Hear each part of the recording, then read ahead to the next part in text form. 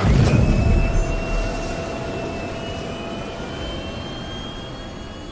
systems online. Salut à tous, c'est Schneider et on se retrouve pour un récap de la semaine sur Star Citizen. Le lore post de mardi était le second chapitre de The Second Run, retraçant la mésaventure d'une livreuse de marchandises nommée Sori Lyrax, qui est en train de tenter une livraison au timing quasiment impossible, en 2 jours et demi et sans avoir de vaisseau. On apprend plein de petits trucs dans ce lore post. Au début de l'histoire, Sori se trouve dans une station où elle cherche un vaisseau pour effectuer sa livraison. Et pour voir quel vaisseau serait le plus approprié, elle consulte directement les vaisseaux amarrés à la station via son mobiglass. Pour certains de ces vaisseaux, elle peut même consulter leur plan de vol, leur heure de départ, la raison pour laquelle ils sont amarrés, leur employeur et leur équipage. Peut-être que ça sera possible pour nous dans le futur. Sori finit par trouver une place sur le vaisseau d'un culte religieux nommé l'Église du Voyage, dont les adeptes choisissent de voyager pour voyager.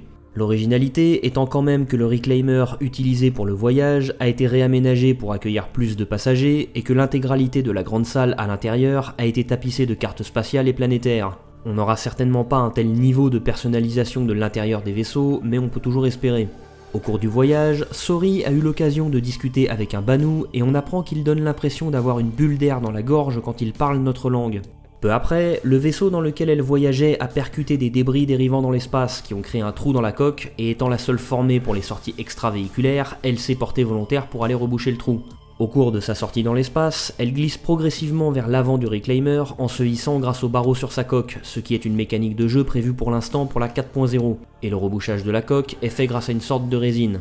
Et enfin, après ça, le reclaimer où elle se trouve n'est malheureusement plus en état de se déplacer et elle est finalement obligée de changer de vaisseau et se retrouve sur un Caterpillar dont le pilote est passionné de jeux et de jouets antiques de toutes les civilisations. Sa dernière trouvaille étant un cube d'interrogation Xi'an qui serait apparemment confié à leurs prisonniers. S'ils parviennent à résoudre correctement les casse-têtes du cube, ils gagnent leur liberté, sinon des lames à l'intérieur du cube sortent et leur tranchent les mains. Plutôt sympa.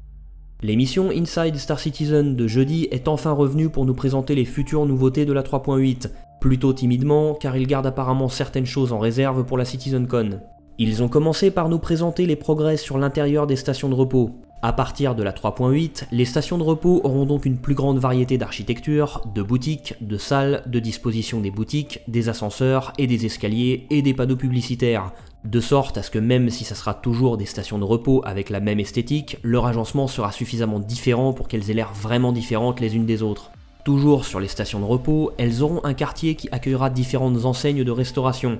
Cette zone sera préfabriquée et la génération procédurale viendra changer en fonction des stations, l'intensité de l'éclairage et sa couleur, les objets dans la pièce, la disposition des panneaux publicitaires et des restaurants. L'utilisation de la génération procédurale ici est beaucoup plus restreinte car ils ont estimé que le squelette de ce quartier devait être bien plus fait sur mesure pour éviter d'avoir des agencements qui auraient aucun sens.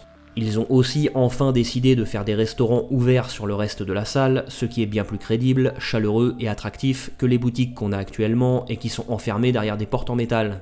Bref, ils estiment que c'est un bon début pour étendre encore plus les stations dans le futur et que les stations générées vont être 4 à 5 fois plus grandes que celles qu'on a actuellement. Sur l'interface graphique, ils ont visiblement bien avancé sur leur nouvel outil de génération plus modulaire des interfaces et ils ont commencé à l'appliquer au vaisseau sur ce qu'on pourrait appeler un panneau annonciateur ou un tableau d'alarme. Ce nouvel écran va servir pour notifier le pilote d'un vaisseau facilement et de façon synthétique de tout ce qui pourrait avoir besoin de l'être. Surchauffe, dysfonctionnement des armes, des boucliers, des propulseurs, des systèmes de refroidissement ou du générateur d'énergie, échec du saut quantique, obstacles ou missiles en approche, etc.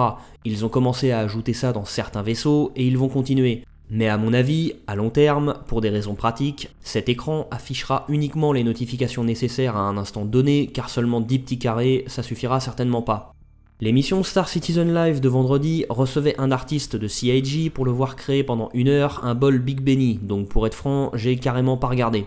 Samedi, CIG a mis à jour les roadmaps de Star Citizen et Squadron 42. Sur la mise à jour 3.8 de Star Citizen, on a de très légers progrès sur les armes et les vaisseaux, quelques progrès sur les environnements et les mécaniques de jeu, et la version 2 du pathfinding des vaisseaux est terminée. En revanche, la tâche d'intelligence artificielle pour les capacités de pilotage des meilleurs pilotes et la version 4 du HUD ont disparu de la roadmap. Sur Squadron 42, les progrès sont assez bons avec beaucoup de progression sur l'intelligence artificielle, mais toujours rien sur les chapitres. Là aussi, la version 2 du pathfinding des vaisseaux est terminée et la version 4 du HUD a aussi disparu de la roadmap. Et pour finir, durant la semaine prochaine, une période d'essai gratuit va commencer et si vous parrainez un ami et qu'il achète le jeu, vous obtiendrez un P50 de Merlin. C'est la fin de cette vidéo et j'espère qu'elle vous a plu. Sur ce, je vous dis à dimanche prochain et d'ici là, portez-vous bien, citoyens.